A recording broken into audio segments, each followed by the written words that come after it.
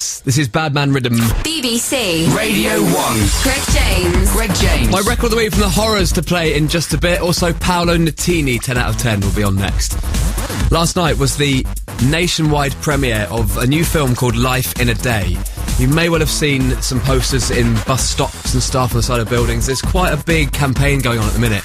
New film called Life in a Day, which is the one which a lot of people might be calling that YouTube film. So over a year ago, the makers of this film decided to just do a film based on one day, which was July the 24th, 2010, and get people all over the world to send in what they were doing on that day and stuff that was important to them, and just ask a few simple questions like, what's in your pocket, what are you afraid of, and what do you love? Those are the three simple questions. And I watched it last night. So the makers of this film had spent well over a year sorting out this film and collating all the tapes. They had tens of thousands of hours of film to get through. And don't worry, it's only like an hour and a half, so it's not that long. But it is simply brilliant. I watched it last night, and I'm not a massive fan of pretentious, arty stuff, and I feared that it might be like that, but it's not at all. Obviously, it charts a day on planet Earth, and it's just fascinating.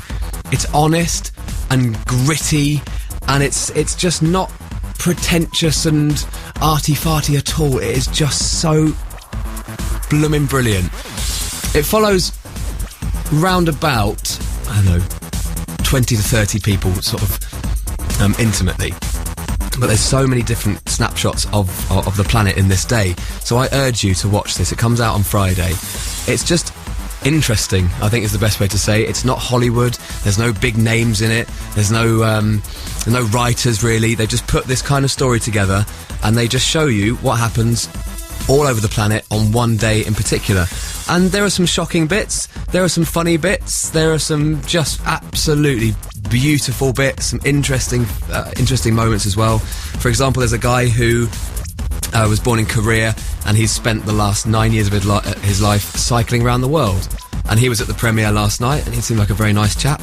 So they follow him for a little bit on one of his days.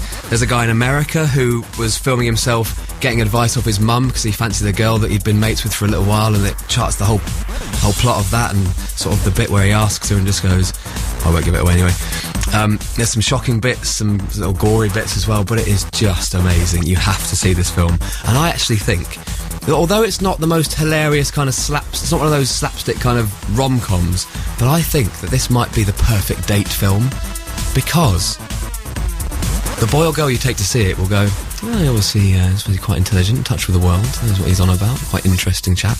And at the end, the talking points are endless. So I think this is the perfect date film. So if you are thinking about going to the cinema this Friday or this weekend, then go and see Life in a Day, because it is just phenomenal. One of the best things I've ever seen, and it's like nothing else I've ever seen either. And I think it'll be like a YouTube film. It won't be like a massive smash hit blockbuster to start off with, but people will go, oh, have you seen that new YouTube film? Oh, it's amazing. So it's all made up from personal videos from all over the world, sent in to YouTube, and they've made a feature-length quality film. It is so good. I cannot recommend it to you enough. Life in a Day. Go and see it this weekend. BBC Radio 1. Greg James. And report back. If you hate it, then just blame me. But I think you won't. I think you'll love it. Shall we have Paolo now then, and then record of the week from the horrors next? Paolo Nutini, 10 out of 10 on Radio 1. The one pretentious thing I will say about this film, and I don't mean it to sound like this, but the best thing about it is that it shows you that there is more than just us on our little island going about our little daily lives. That is the most fascinating thing about it, because you don't normally think about, oh, I wonder what that chap in Tunis is up to at breakfast time.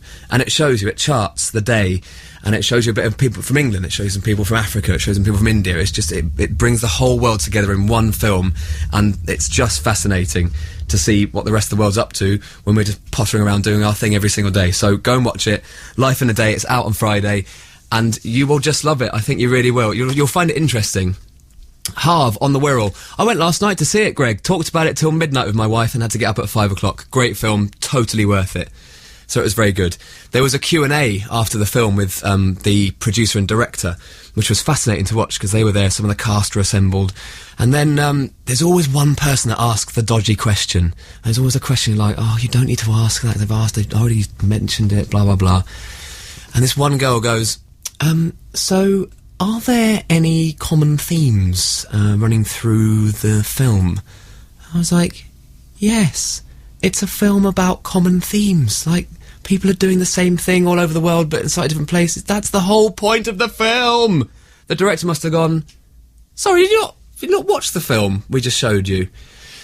You won't believe, well, you probably will believe, how unbelievably ridiculous this moment was yesterday at the premiere in a shopping centre in West London, Westfields, coming up the escalator after I talked a lot about Made in Chelsea yesterday.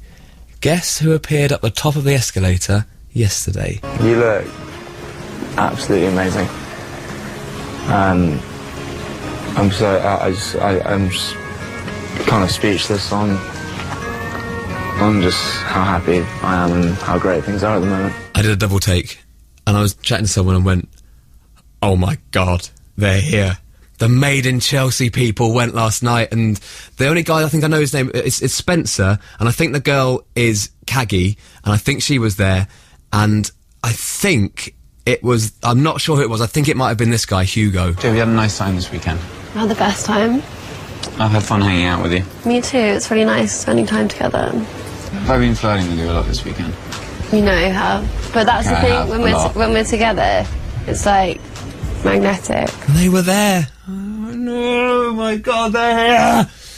Unfortunately, Ollie, the bumhole man, wasn't there. So how do worms give birth then?